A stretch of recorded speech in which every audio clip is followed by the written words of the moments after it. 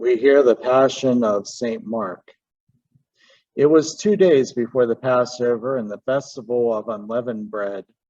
The chief priests and the scribes were looking for a way to arrest Jesus by stealth and kill him. For they said, "Not during the festival, or there may be a riot among the people."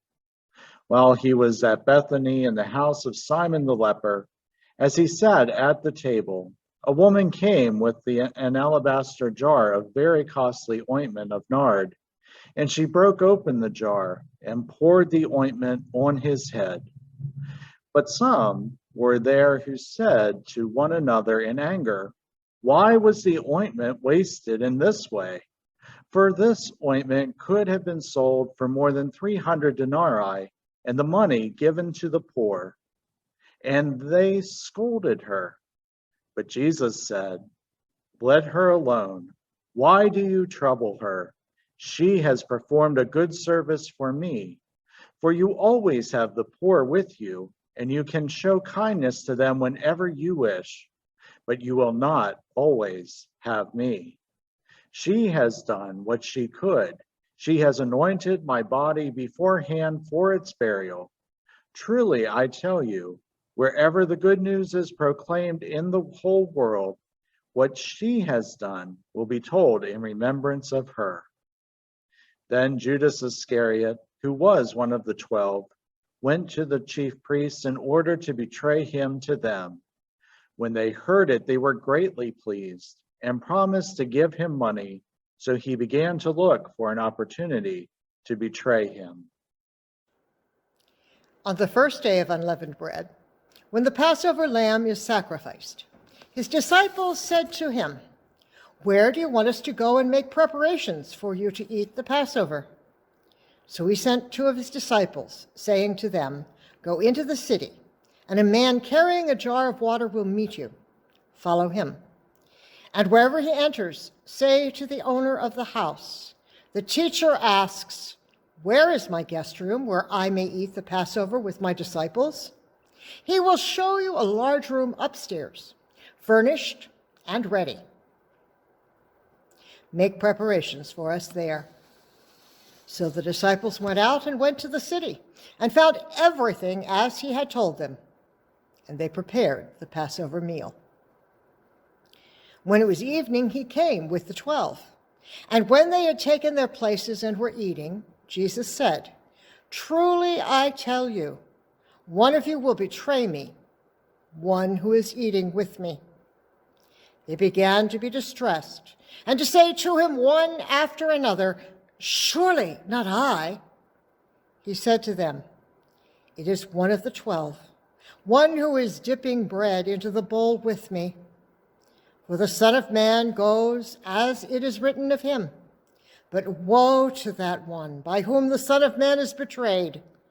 It would have been better for that one not to have been born."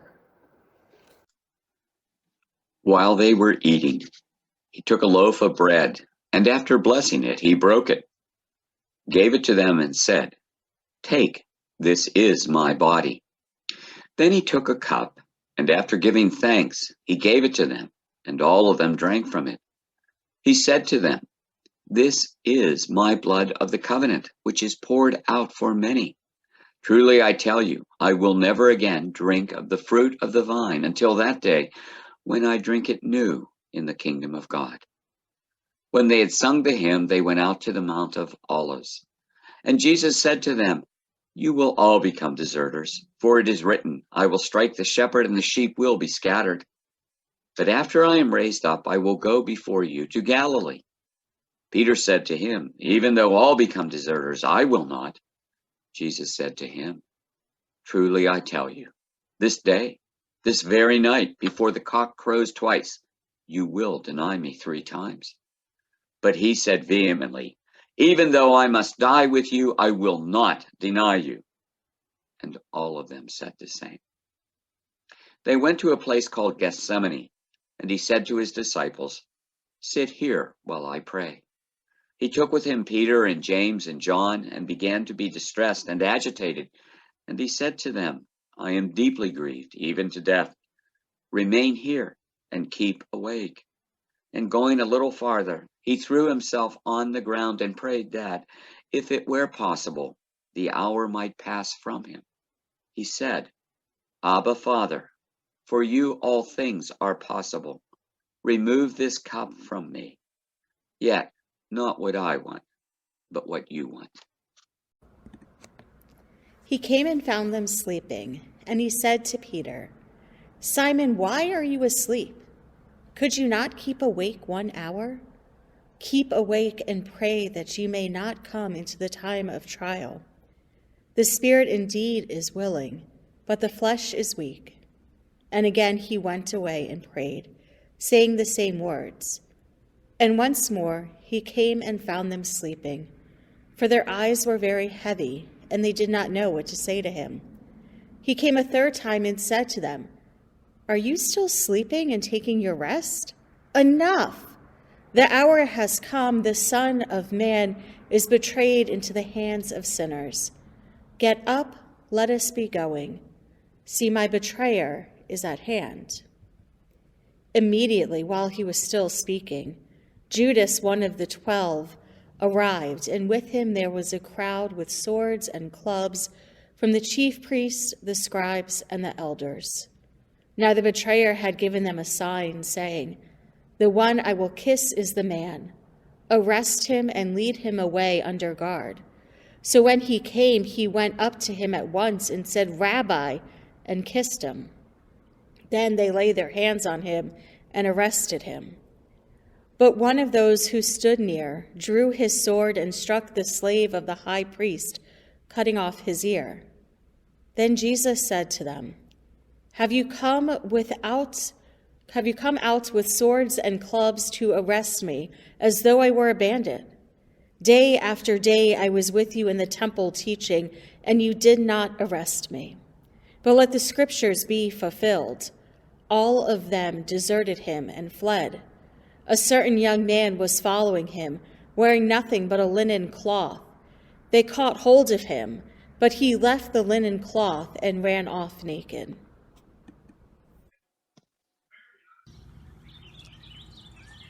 They took Jesus to the high priest, and all the chief priests, the elders, and the scribes were assembled. Peter had followed at a distance, right in the courtyard of the high priest. And he was sitting with the guards, warming himself at the fire. Now the chief priests and the whole council were looking for testimony against Jesus to put him to death, but they found none. For many gave false testimony against him, and their testimony did not agree. Some stood up and gave false testimony against him, saying, We heard him say, I will destroy this temple that is made with hands, and in 3 days I'll build another not made with hands.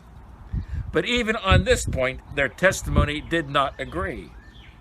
Then the high priest stood up before them and asked Jesus, Have you no answer? What is it that they testify against you? But he was silent and did not answer. Again, the high priest asked him, Are you the Messiah, the Son of the Blessed One? Jesus said, I am.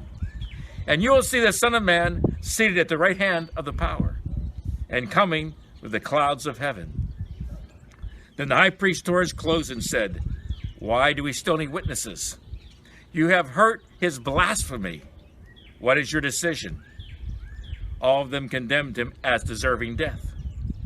Some began to spit on him, to blindfold him, and to strike him, saying to him, Prophesy. The guards also took him over and beat him. While Peter was below in the courtyard, one of the servant girls of the high priest came by. When she saw Peter warming himself, she stared at him and said, You also were with Jesus, the man from Nazareth. But he denied it, saying, I do not know or understand what you're talking about. And he went out into the forecourt. Then the cock crowed. And the servant girl, on seeing him, began again to say to the bystanders, This man is one of them. But again he denied it. Then after a little while, the bystanders again said to Peter, Certainly you are one of them, for you are a Galilean. But he began to curse and swore an oath, I do not know this man you are talking about." At that moment, the cock crowed for the second time.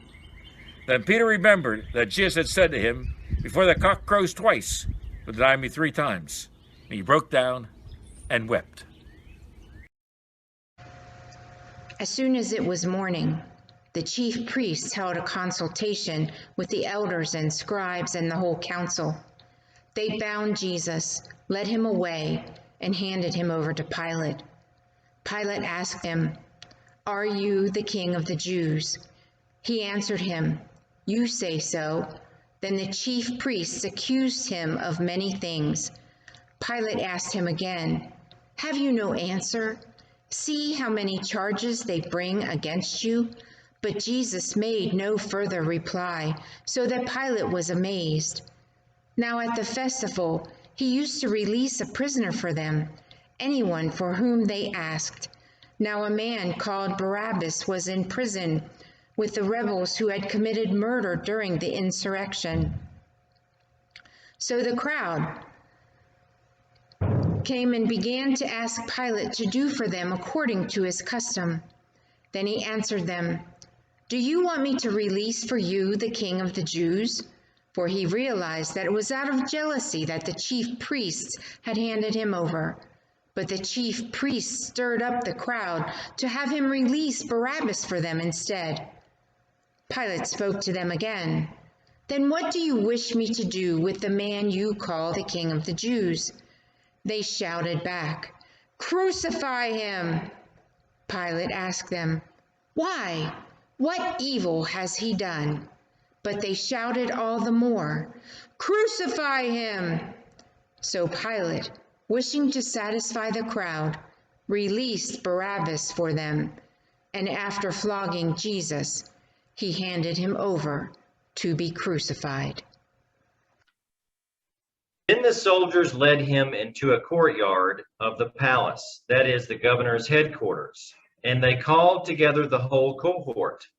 And they clothed him in a purple cloak, and after twisting some thorns into a crown, they put it on him. And they began saluting him, "Hail, King of the Jews!" They struck his head with a reed, spat upon him, and knelt down in homage to him. After mocking him, they stripped him of the purple cloak and put his own clothes on him. Then they led him out to crucify him. They compelled a passerby who was coming in from the country to carry his cross. It was Simon of Cyrene, the father of Alexander and Rufus. Then they brought Jesus to the place called Golgotha, which means the place of the skull. And they offered him wine mixed with myrrh, but he did not take it. And they crucified him and divided his clothes among them, casting lots to decide what each should take. It was 9 o'clock in the morning when they crucified him. The inscription of the charge against him read, "The King of the Jews." And with him they crucified 2 bandits, one on his right and one on his left. Those who passed by derided him, shaking their heads and saying, "Aha! You who would destroy the temple and build it in 3 days, save yourself and come down from the cross." In the same way, the chief priests, along with the scribes, were also mocking him among themselves and saying, "He saved others, he cannot save himself.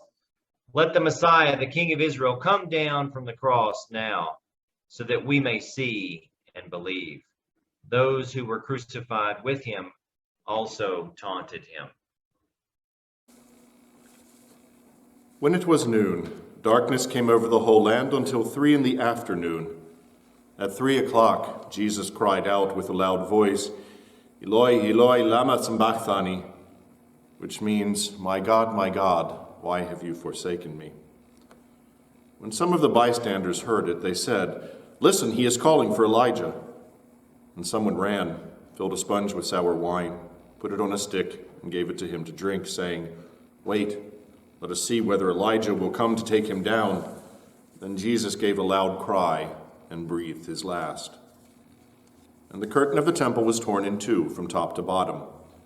Now when the centurion who stood facing him saw that in this way he breathed his last, he said, truly, this man was God's Son. There were also some women looking on from a distance. Among them were Mary Magdalene and Mary, the mother of James, and the younger of Joseph and Salome. These used to follow him and provide for him when he was in Galilee, and there were many other women who had come up with him to Jerusalem.